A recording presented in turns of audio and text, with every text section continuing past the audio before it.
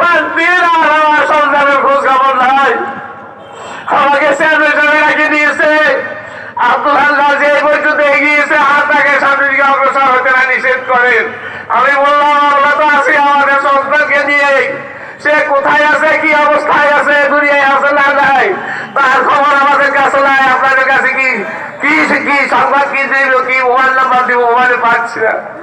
সবকিছু মিলাই আজকে আপনাদের দোয়ায়, রাব্বুল আলামিনের অশেষ মেহেরবানিতে, অশেষ দয়ায় রাব্বুল আলামিন আজকে আব্দুল হান্নানকে সেই বাংলাদেশের মুখ্যমন্ত্রী হিসাবে আপনাদের সম্মুখে আপনারা দেখতেছেন, সারা বিশ্বের মানুষগুলো দেখতেছেন।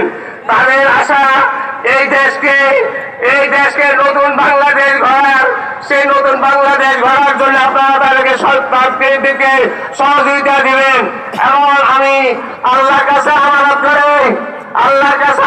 করে আপনাদের জন্য, দেশের জন্য তাকে আমি উৎসর্গ করে দিলাম। আপনারা সবাই তাকে সহযোগিতা দিয়ে সামনের কাজগুলো দেশের খেদমত করার জন্য সুযোগ করে দেবেন। এই বলে আমি আমার বক্তব্য শেষ করলাম। আসসালামু আলাইকুম।